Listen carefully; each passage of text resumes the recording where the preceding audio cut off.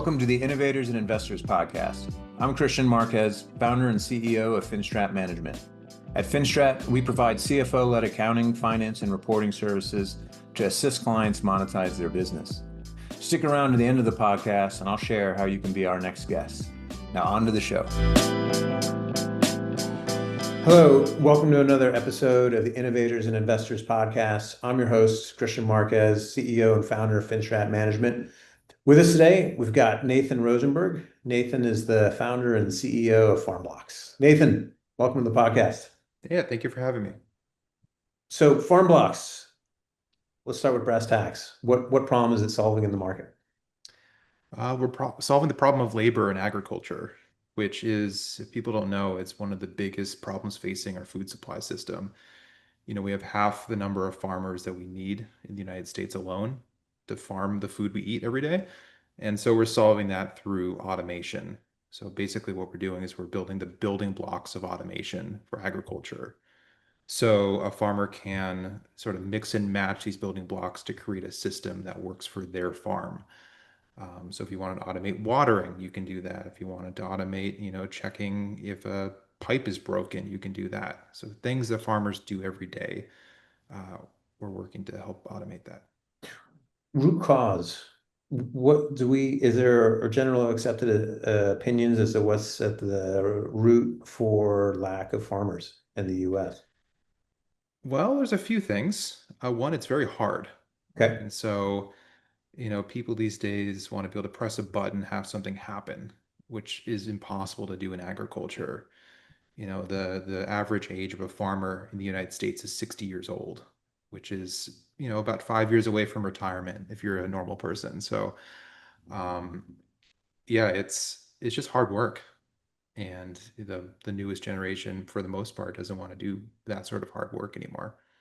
Interesting. And so if we were to do a breakdown of all of the farmland in the US, what percentage of it is corporations versus independent farmers?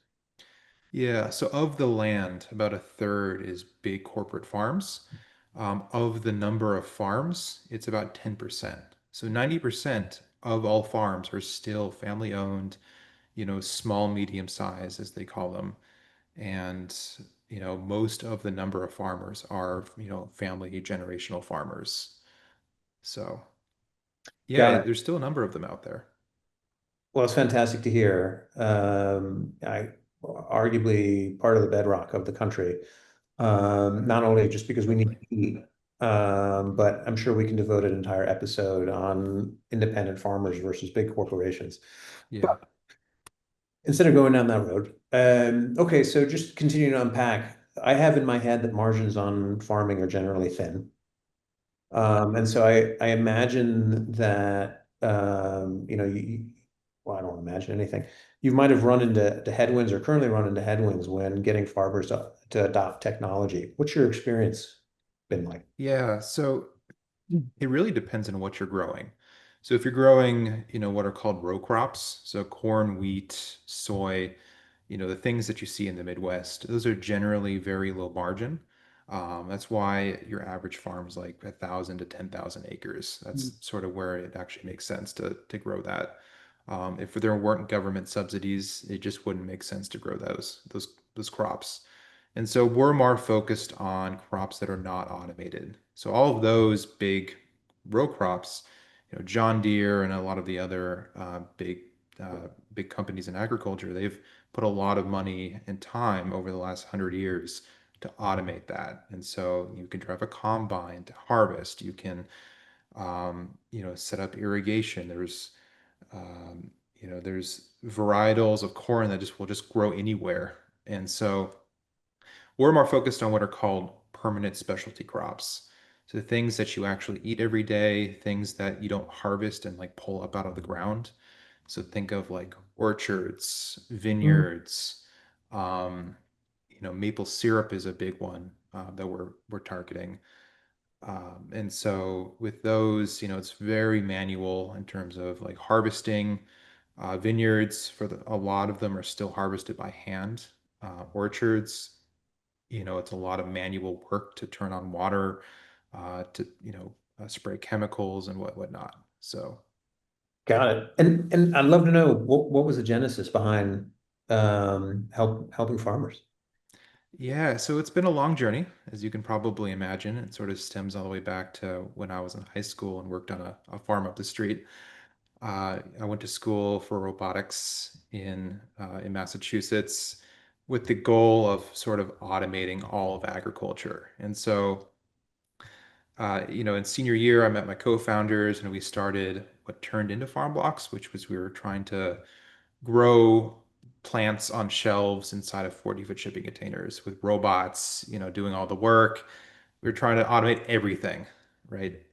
And so as it turns out, if you have to pay for the sun, that's not a great business model, and the economics of that really don't work out when you're competing with farms that don't have to do that. So, uh, in that process, we learned a lot about agriculture and what sort of the everyday struggles are of the farmer.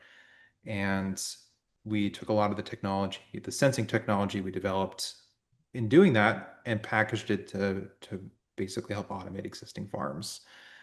And one thing led to another. We found maple syrup as a sort of our beachhead market, and we helped them find leaks in their sap collection tubes, something Hmm. that takes them like 18 hours a day, every day during the season to find.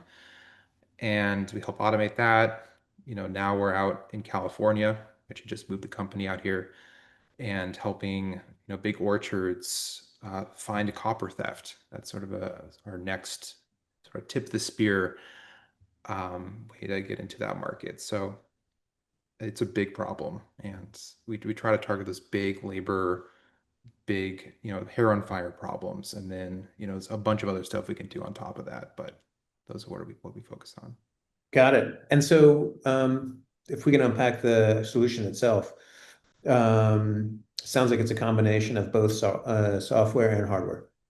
That's right. Yeah. So you can think of it as a very modular IoT platform.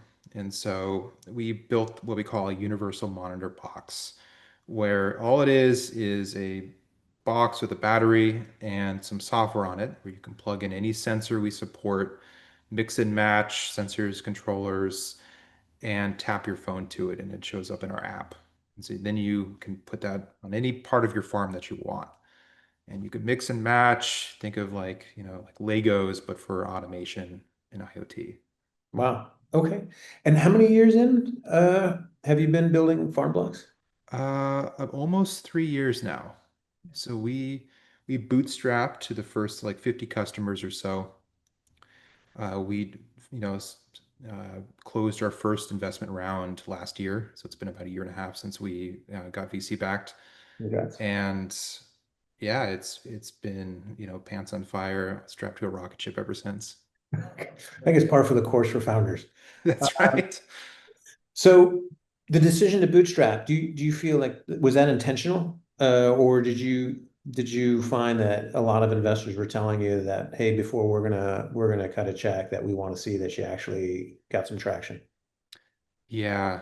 So it was intentional, but it was intentional given feedback from investors we talked to early on.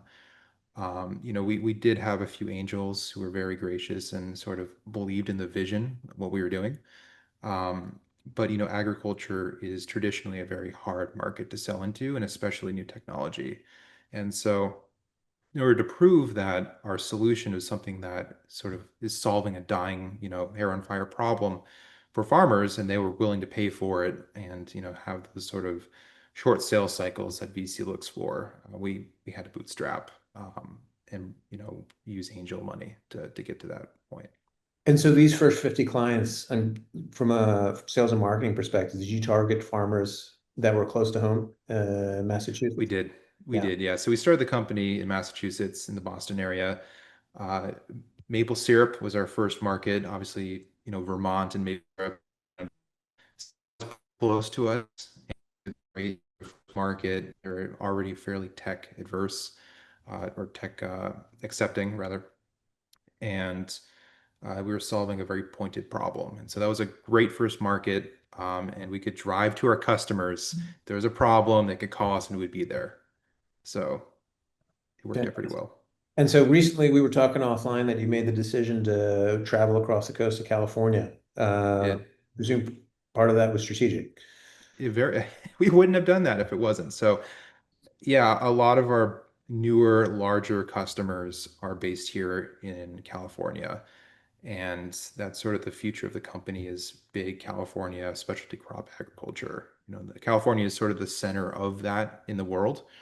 A lot of it's moving to South America and, parts of Europe, but the California is where the home base is for that. Also, all of technology is based here as well. So it was a natural fit, and this was the time to do it.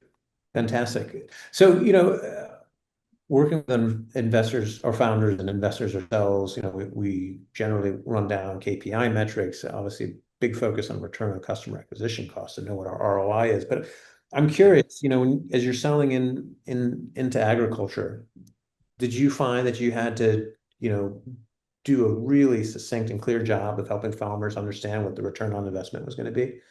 And if so, did you ever find that it was nebulous, or did you figure out how to crack that nut to make it clear to farmers that no, employing our sensors will actually either, generate top line or improve your margins? Yeah. Yeah. So that's why we focus on very specific problems on the farm. It's problems where in your head you can actually calculate the ROI of deploying a sensor solution. So that's why we started with leaks in maple tubes in maple, because they know that they spend 18 hours a day, dozens of people finding those leaks. So they can visualize, hey, I'm going to spend like a quarter of my time that I used to finding those leaks. It's the same in California with theft. It's, hey, every time this happens, it's a 40% chance every year that this happens. It's a $50,000 damage every time it does happen. And so it's like, oh, hey, yeah, that makes sense. Let's do that. And so those are the problems we try to enter with. And then, there's more that crop up that are less hair on fire, but that they can expand with. And so 3 years ago, when you started the company, was it intuitive for you to know that's the starting point, or did you find that you had to have a lot of dialogue with your client, the farmers, in order to hone in on where their pain points were? Yeah, so we did know one thing. We knew that we didn't know. And we also knew that no two farms are alike. And so if you develop a product that's solves one problem in a very specific way, then that you're gonna like be able to hit like 10% of all farms, maybe. And so we were like, hey, we don't actually know what we're doing for a reason. And so let's develop a product that's designed for that specific issue. And so, the whole modular, very flexible system. And so technically we were a solution in solve of or in search of a problem, Mhm. but that was by design, And if that makes sense. how much do you think was, or you attribute to just perseverance until you hit the point where you realize that you're on the right track versus just iterating until you found something that stuck? Yeah, so it's a lot of experiments. So we developed the platform so we could easily and cheaply do a lot of experiments. And so, early on, we were testing with, organic vegetable farms. We were testing with dairy farms and a bunch of others that are in the Northeast. And, the one that stuck very clearly was maple syrup and finding leaks in their collection tubes. And, I think that only took like 6 months to find that. And then we were all in on that problem and then expanding in that market. It took us about the same amount of time here in California to find that theft was like the biggest problem. And actually, our customers came to us with this problem. And it actually affected us on one of our tests where, we just put a like everything plus the kitchen sink in to see what really helped with their operation.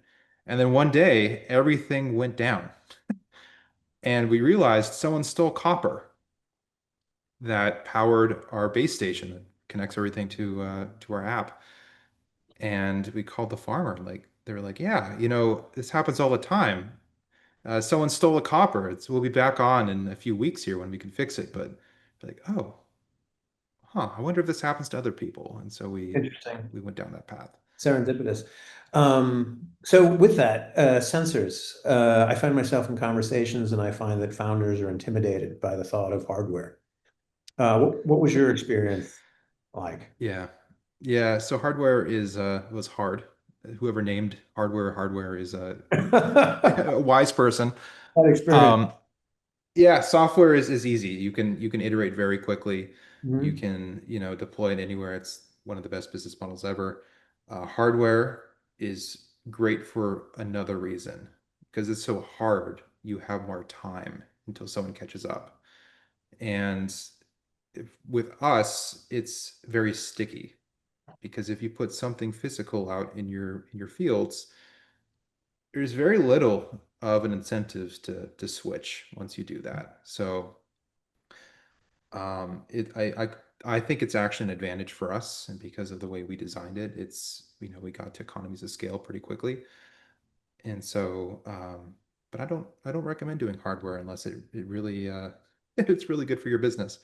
That's interesting. So were you building your own prototypes, or did you go find a third party to help create? Yeah, so for the most part, it's all our own hardware. So up until like our 5,000th device sold, we were actually assembling it ourselves as Ah, well.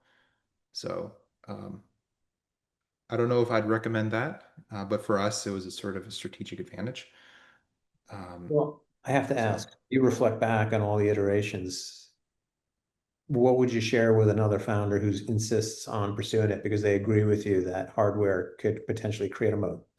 yeah, um,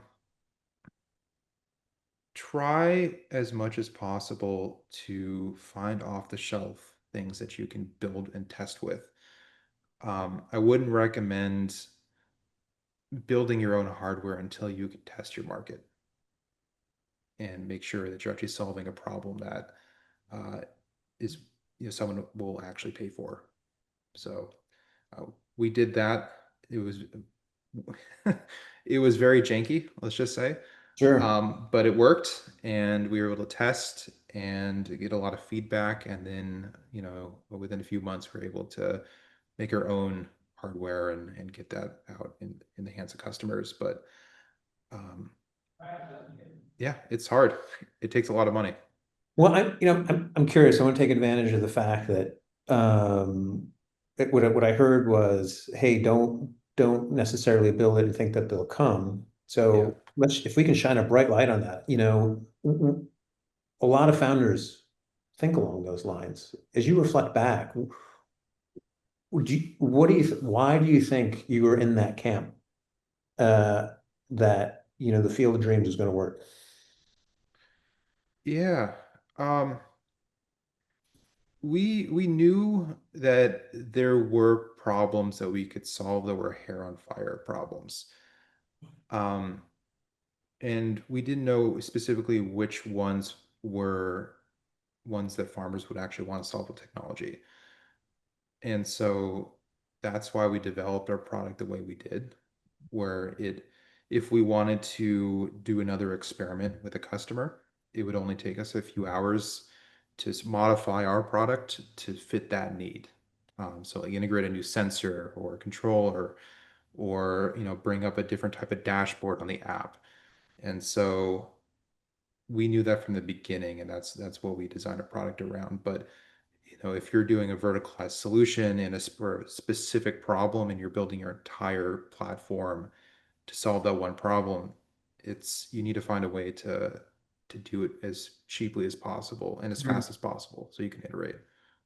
Yeah, it does seem like speed is the biggest component, and I imagine hardware by definition is low speed.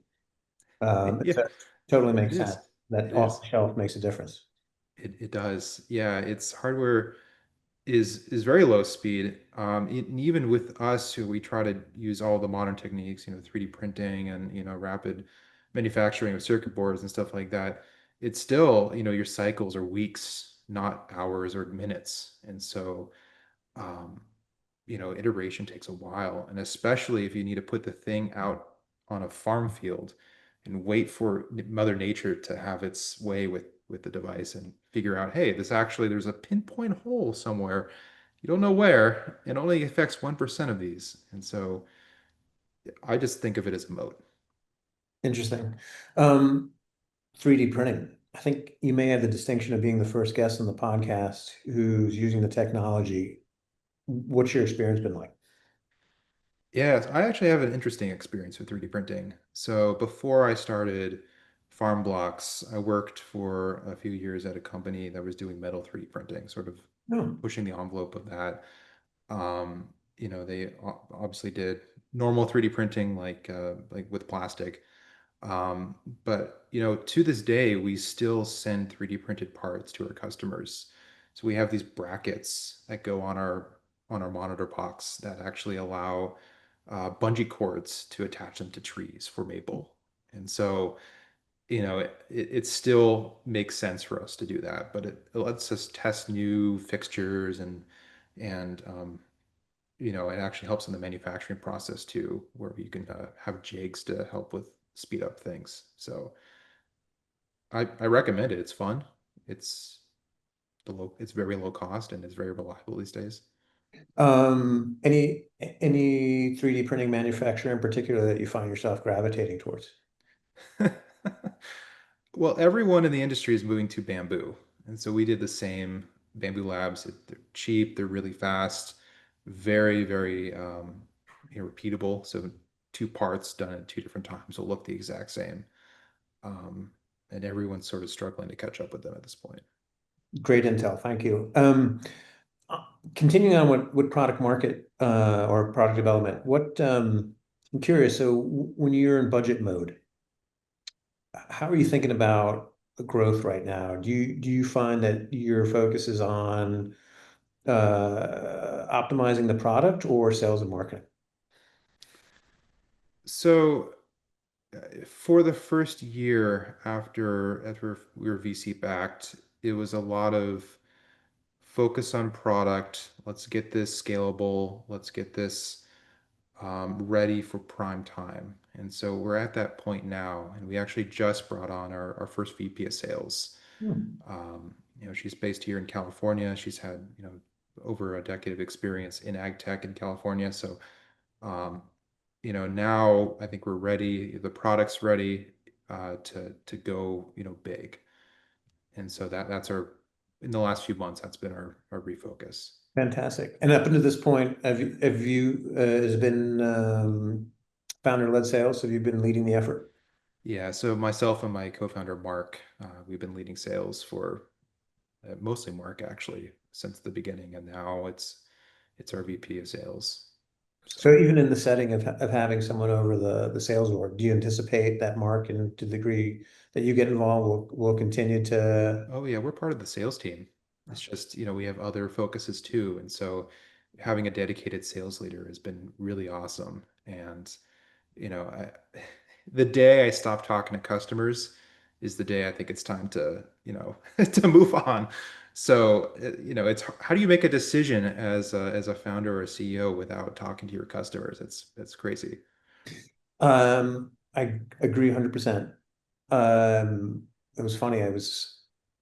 We're in the process of updating the testimonials on our website, and one of our clients shared with our chief revenue officer something to that effect. It's like, oh, yeah, and I actually get to talk to your CEO, and so Yeah, Adam Chen, our chief revenue officer, shared that with me, and I was same response as you. It's like I can't imagine it a different way. I don't know that I get any yeah, credit for that.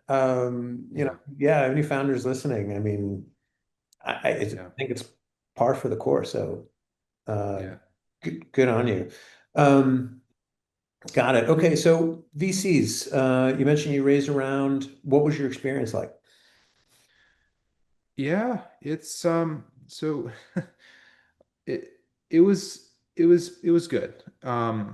We were lucked out and were able to get a very good founder friendly VC based, in Boston when we were based in Boston. And working with them has been amazing. They led our last round.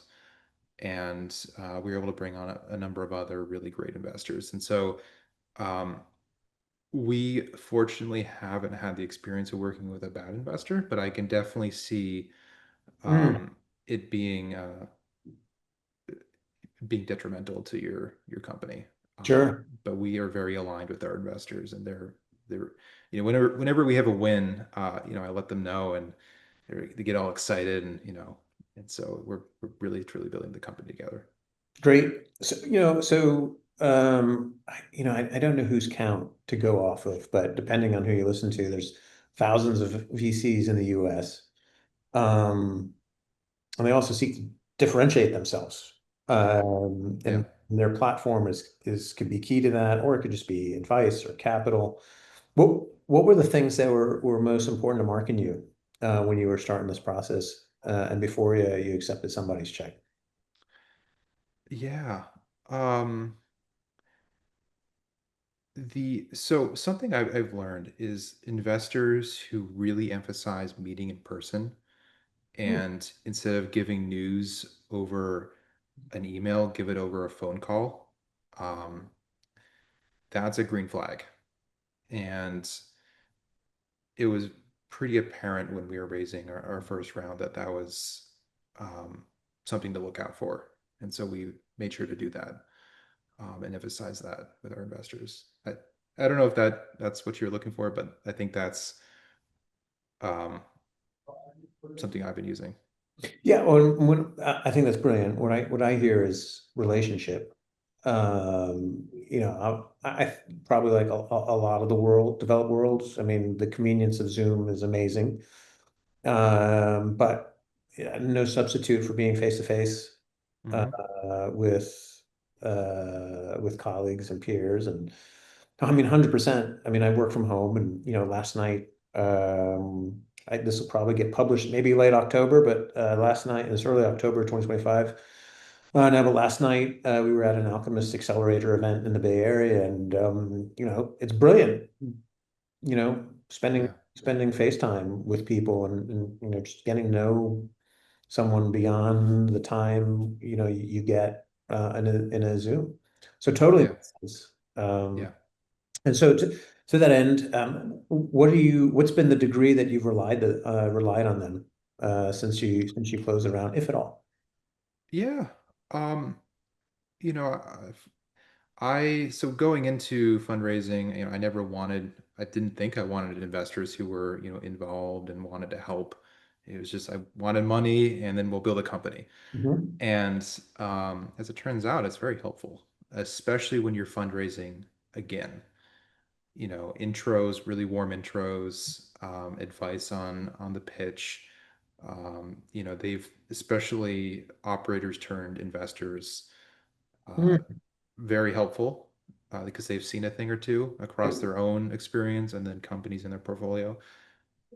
So just running by, sort of high level ideas, it's been awesome too.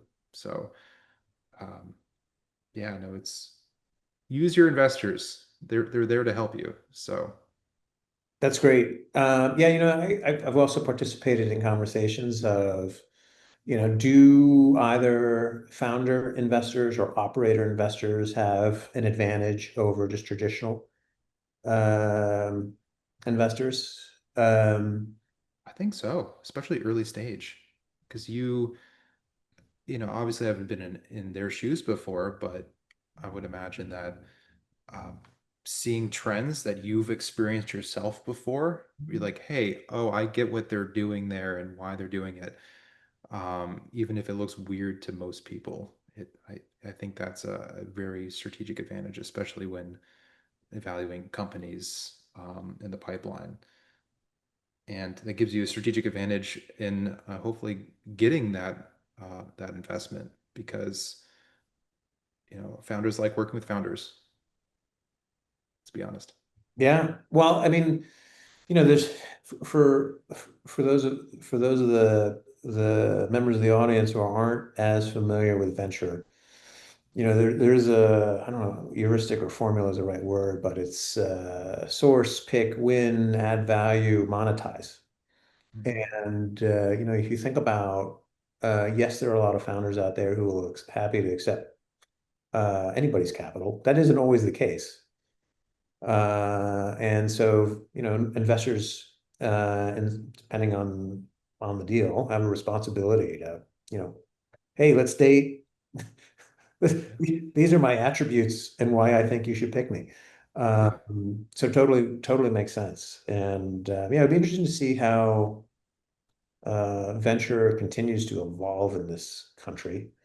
Not the most forgiving of fundraising environments right now. Arguably, you can say that there's going to be shakeout if we're already seeing it with Hmm. smaller VCs. And so, yeah, I mean, I think it definitely makes the case for anyone who's thinking about pursuing venture as a career that, hey, even if your background is being a founder and operator, it actually puts you in a great position.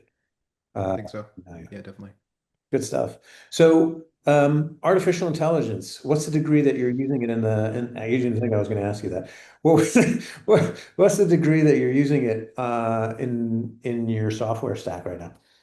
Yeah. So that's basically our whole vision for the product is sort of phase one is getting devices on farms, providing early value, capturing data, sort of being locked into capturing data across their entire, the entire operation. So like harvest all the way back to, planting of the plant, how much water was delivered, what was the weather like. And so the idea is, capture value now with, very understandable, value propositions, and then bring on AI as tools. So, one of the first things we did with AI was find leaks, intelligently find leaks in irrigation. And the only way you can do that was with AI and lots of data. But to the farmer, we don't advertise it as AI. It's just another tool Yeah. to help save labor. And so that's our whole strategy around AI. We're using AI internally to help code. Like we have a front end development team of one person, and he's like 30 people, and so that's with the help of AI. So we're all for it, but And tastefully. so a little bit in the weeds, but I'd be curious to know is I'm far from an AI expert, but I've been educating myself. I've been participating in conversations around large versus small language models. Obviously, the Mhm, compute cost being one of the big differences, but also just hey, what you're trying to solve. mhm. What's the conversation been like inside FarmBlox? Not only from hey, what type of model do we want to use? But also, are you running it at the sensor level, or is it being fed to the cloud and you're running it in the backend? Yeah, so we don't actually use large language models today in our product. So this is more traditional machine learning, from proprietary data, um, like time series data. But we do have the goal of including large language models, probably with an API, if I was to guess. We don't want to run them ourselves. We don't have sensitive data like that. Um, where a farmer can type in with or speak into their phone, hey, this is what I want to do. I want to turn on the irrigation, Hmm. when my well has a lot of water and my soil is dry and like it's not raining. And then it will pop out with an automation to do that. So they don't have to touch anything technology. It just sort of happens. No. And what does the roadmap look like to bring that to production? Yeah, so we're hoping in the next year that that's going to be a reality. Um, it's we have all the sort of the building blocks to be able to do that right now. So that's our short, medium term goal, let's just say. I love it. Curious, what are or I don't know, headwinds is the right word, but as you think about planning, what are the big things that have your attention as you look to incorporate that into the product? Yeah. Yeah, headwinds. I mean, for us, there's the increasing labor shortage, everything around that. That's been a Mm. it's been a tailwind. So it's been pushing us in certain directions. Um, it's if we go to raise another round, sort of what are the sort of the keywords people are looking for? I mean, we don't do that for the most part. We're just put AI in our deck just because. Um, but uh, yeah, there's just a number of trends we're trying to be in the right place at the right time, especially around labor and agriculture. Great, love it. Well, I think we may need to have you back on the show a year from now to hear how it played out. Yeah, My sense is talking to founders is that we know the top technologies here. It's starting to mature. There's absolutely opportunities here to bring some value add features and functions, but there's still some hurdles to figure out hmm in terms of cost to compute, where you're running it. Are you on a local device? And in which case, it has to be a small language model. yeah, Someone figure else, a better way to compute large pieces of data. So super exciting stuff. yeah. I see we're near the end of the podcast. Really appreciate your time. Before we wrap up, Nathan, um, just a retrospective. As you look back, what key pieces of advice or wisdom would you share either with your younger self or anyone who's listening as to, like, hey, this is what I learned, and consider this as you look to build your company. So I was mentoring another entrepreneur yesterday, and they're trying to figure out their pitch. And one of the things that I remember that really transformed our pitch when fundraising was go deep on your personal story, like way deeper than you think you need to. It's not just your resume, it's like you as a person, especially for early stage. And so like go back to like where you were born, where you were raised, did you have any struggles growing up? Where'd you know, what'd you have on your 10th birthday for your birthday dinner? Like that sort of thing. Um, and spend a long time talking about that, especially long-term pitch, long form pitch. So I wish I did that earlier on. I think I would have probably had an easier time fundraising Hmm. early, um, because made the mistake of being a little bit too humble when talking about that, and just glazing over that, and just talking about the product and the business. So um, yeah, that's probably a piece of advice I give to anybody. Um, I think it makes good sense. Um, if you think especially early stage, founding team is you know key variable to the formula. Yeah. And yeah, I mean, I think it depends who you ask, but general consensus is that, the experience that has got at this point absolutely does make a difference hmm because being a founder is hard and it requires grit and resilience. And if that comes out of the story, totally makes sense. Yeah, that was actually a piece of advice given to me by one of our VCs, and it was given to him by one of his LPs. And I know it transformed his fundraising experience for his fund. Um, and so, yeah, just you're investing in the people for the most part. Love it. Last question before we wrap up. Uh, Love to use this platform to give an opportunity to give a shout out to anyone personally or professionally who's had a meaningful impact on you over the years. You're welcome to do so. Yeah, honestly, I mean, there's just so many people. Um, but my co-founder Mark, he's always, we've been working together for almost 10 years now, and it's, we we have had our ups and downs, but it's, I couldn't imagine starting a company without him. So, um, yeah, just Mark Prince. All right, Mark. Well, that's fantastic. Shout out to Mark. And before we wrap up, if there's anyone who's listening who would love to learn more about FarmBlox, connect with you, how can they find you? Yeah, either LinkedIn, just search for my name, or farmblox.ag, FarmBlox with an X. Fantastic.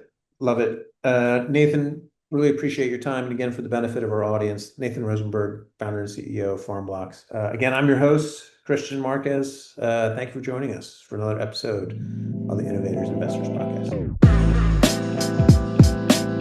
Kristian Marquez here. Thank you so much for listening to the Innovators and Investors Podcast. If you're a successful founder or an investor who would like to be on the podcast, please visit podcast.finstratmgmt.com/podcast-guest. If you've got something out of this interview, please share this episode on social media. If you know someone that would be a great guest, please tag them on social media to let them know about the show and include the hashtag Innovators and Investors. I'd love to see your posts and suggestions. We're regularly putting out new episodes and content. To make sure you catch each new episode, please subscribe to the Innovators and Investors Podcast. And your thumbs up, ratings, and reviews go a long way to help promote the show, and it means a lot to me and my team. Would you like to know more? Go to our website, finstratmgmt.com, or follow us on LinkedIn or on X. Our handle is @finstratmgmt. This is Kristian Marquez. Thank you for listening. Until next time.